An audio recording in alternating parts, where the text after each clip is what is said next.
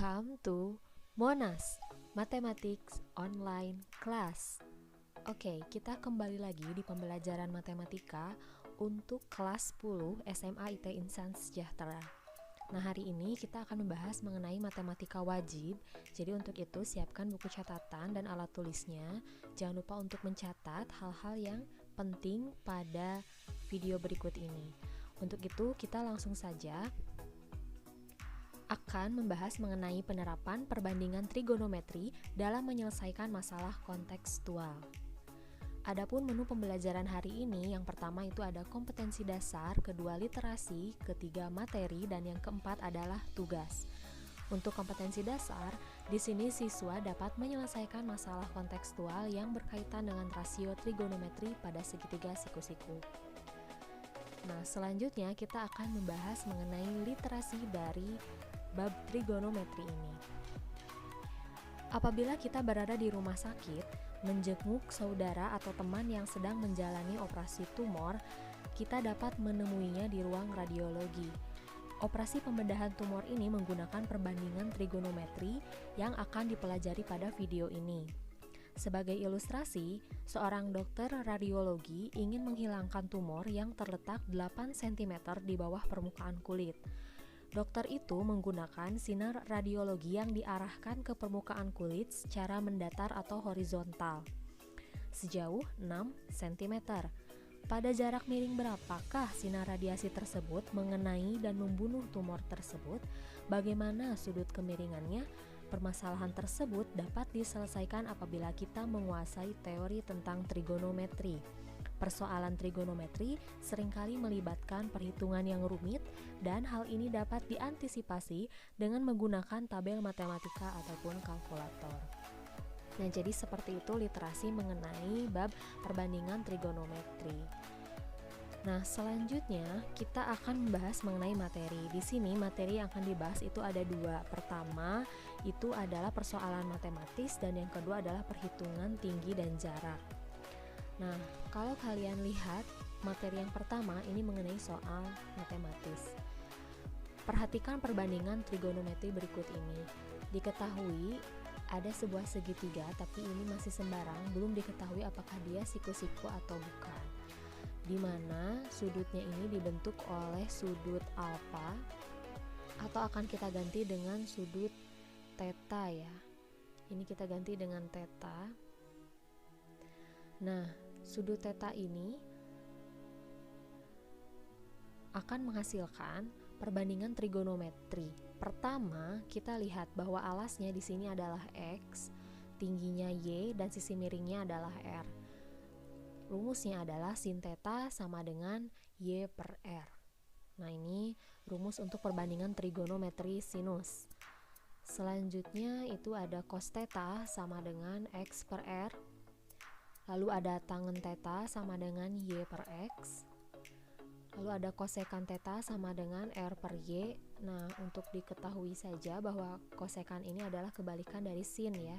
Jadi kalau di sini sin mempunyai nilainya Y per R. Nah, kalau kosekan berarti R per Y. Artinya kebalikan dari sinus. Untuk sekan theta sama dengan R per X, ini juga sama seperti kosekan, dia merupakan kebalikan dari kosinus. Selanjutnya ada kotangen theta sama dengan X per Y. Nah, kotangen theta ini merupakan kebalikan dari tangen theta, di mana tangen theta sama dengan Y per X.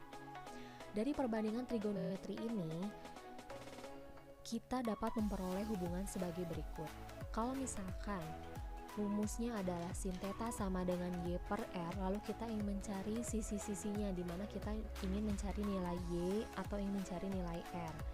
Kalau misalkan kita ingin mencari nilai Y, di mana Y ini kalau kita lihat di gambar dia sebagai tinggi, maka cara mencarinya adalah R dikali sinus theta. Berarti ini tinggal kalikan saja ya. Nah, ini perubahan hubungan rumus perbandingan trigonometri. Selanjutnya bagaimana Bu kalau kita ingin mencari R? Berarti R sama dengan Y per sin theta. Nah, jadi kalau misalkan kita mengetahui dulu segitiga Pitagoras. Bentuknya seperti ini kan kalau segitiga Pitagoras. Nah, dimana di sini siku-sikunya misalkan ini C, ini A, ini B. Kalau kita ingin mencari nilai C, berarti kan rumusnya C kuadrat sama dengan A kuadrat tambah B kuadrat. Tapi untuk materi SMA itu biasanya nilai salah satunya yang hilang. Misalkan yang diketahui hanya nilai C dan A, B-nya tidak. Tapi kita ingin mencari nilai C. Jadi C itu tidak ada, A itu ada, B itu tidak ada. Jadi yang tidak ada C dan B. Tapi kita ingin mencari nilai C. Nah, bagaimana kalau kita ingin mencari nilai C kalau B-nya nggak ada? Sedangkan di sini diketahui suatu sudut alfa atau theta. Berarti untuk materi SMA dari salah satu sisinya hanya diketahui panjang satu sisinya saja dari ketiga sisi. Jadi kalau SMP itu satu sisi yang tidak diketahui, kalau SMA satu sisi yang diketahui. Nah itu ya. Selanjutnya untuk hubungan kosinus, kalau kita ingin mencari nilai X berarti sama dengan R dikalikan kosinus theta. Sama juga jika kita ingin mencari nilai R sama dengan X per cos theta. Selanjutnya untuk tangan, berarti untuk mencari nilai Y sama dengan X dikalikan dengan tan theta, dan untuk mencari nilai X itu sama dengan Y per tan theta. Nah, untuk kosekan theta, sekan theta, dan kotangen theta itu dapat kalian cari sendiri ya. Jadi sebenarnya ketiga rumus ini didapat dari hasil hubungan perbandingan trigonometri. Selanjutnya yaitu materi yang kedua mengenai perhitungan tinggi dan jarak. Sebelum kita masuk ke bagaimana cara menghitung tinggi dan jarak, suatu aplikasi dari masalah kontekstual bab trigonometri ini, Ibu ingin menjelaskan sedikit. Nah, di sini ada sudut elevasi, di mana artinya adalah sudut yang dibentuk oleh arah horizontal dengan arah pandangan mata pengamat ke arah atas. Nah, gambarnya seperti apa? Nah, coba kita lihat sudut elevasi. Berarti kalau misalkan ada soal dia mengatakan ada sudut elevasi, berarti bentuk segitiganya seperti ini. Derajatnya itu ada di bawah. Pengamatnya melihat ke atas, berarti derajatnya itu antara sisi miring dan alas ya. Nah ini. Jadi kalau misalkan sudut elevasi dari mata pengamat itu dia lihat ke atas, berarti ini sisi miringnya atau hipotenusa, dan ini alas. Nah gini, berarti sisanya tinggi. Jadi kita buat dulu sudut lancip, baru nanti di akhir kita kasih tinggi. Sedangkan ada yang namanya sudut depresi, di mana artinya sudut yang dibentuk oleh arah horizontal dengan arah pandangan mata pengamat ke arah bawah.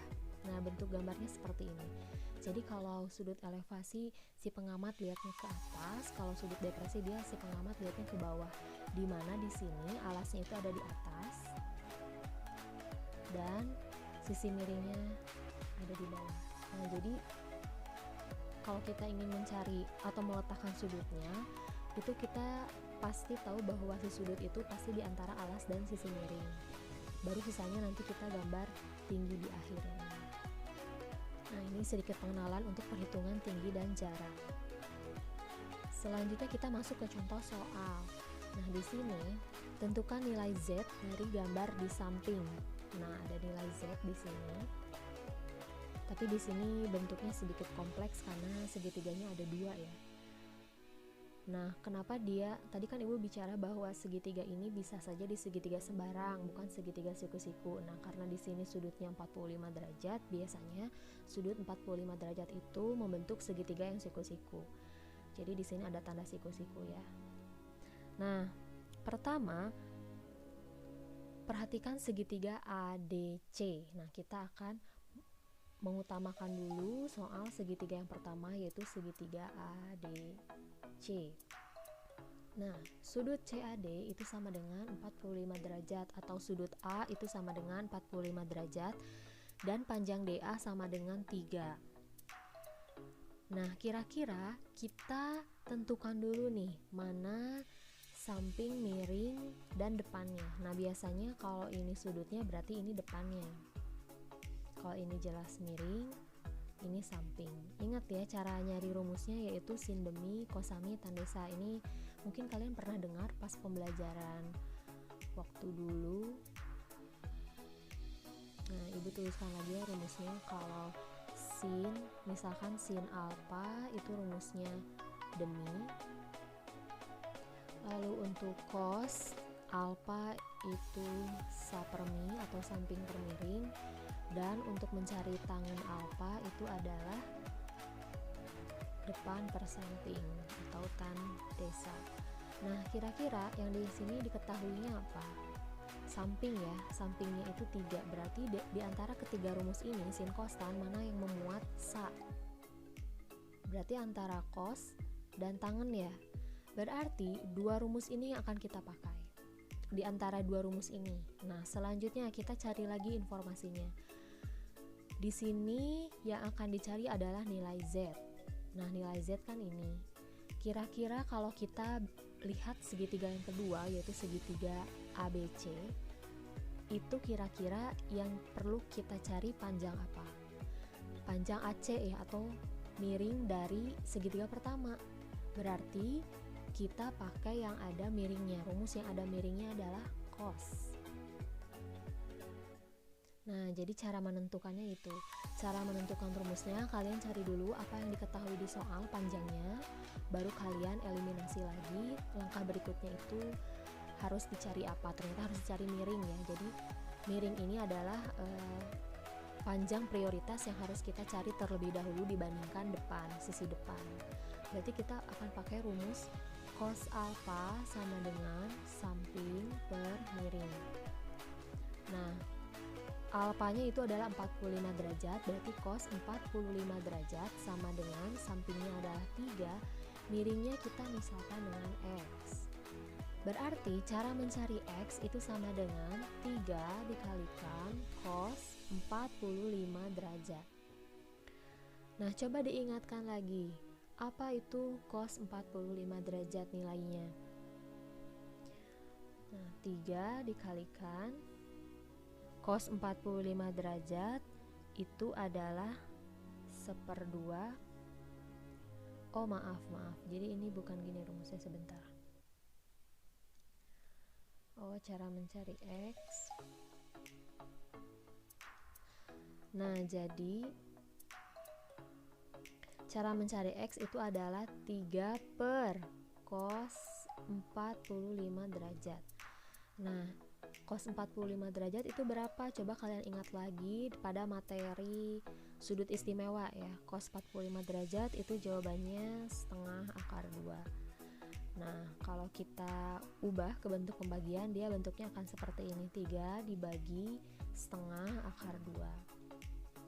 Atau 3 dibagi 1 kali akar 2 ya. Akar 2 per 2. Nah, ini dia bisa kita kali silang. Maksudnya kita ubah ke perkalian, terus dibalik ya. Jadi 2 per akar 2. Nah, paham ya, di sini ini materi pecahan SMP, jadi harus bisa. Kita lanjut di sebelah sini, berarti 3 kali 2 adalah 6 per akar 2. Nah, karena kita tahu bahwa akar itu tidak boleh dipenyebut, jadi kita harus merasionalkan bentuk ini, sehingga kita kalikan dengan akar yang sama, sehingga didapat 6 akar 2. Akar 2 kali akar 2 itu akar 4, akar 4 itu keluar jadi 2. Kita dapat menyederhanakan bentuk ini menjadi 3 akar 2, karena 6 dibagi 2 adalah 3. Nah, apakah sudah selesai? Belum. Jadi kita baru mengetahui nilai miringnya. Nah, kita tulis ya, nilai miringnya ini adalah 3 akar 2. Dan yang akan kita cari adalah nilai Z. Nah, coba kita hapus dulu semuanya ya. Nah, tadi di sini hasilnya adalah 3 akar 2 miringnya. Sekarang kita akan mencari nilai Z dengan segitiga yang kedua. Dia sudutnya sama, sudut ABC atau sudut B adalah 45 derajat, dan panjang AC-nya itu adalah 3 akar 2. Selanjutnya kita tentukan dulu mana depannya. Nah, ini depan, Ini lihat sudutnya ya, berarti sudutnya mengarah ke sini. Berarti ini depan, ini, lalu ini miring, ini samping. Nah, kita tuliskan lagi ketiga rumus yang tadi, yang sin demi. Kita tuliskan di sini sin alfa sama dengan demi, lalu cos alfa sama dengan sa per mi, dan tan alfa sama dengan d per sa. Nah, di sini yang diketahui adalah depan. 3 akar 2 ya, di segitiga yang kedua itu yang diketahui adalah depan.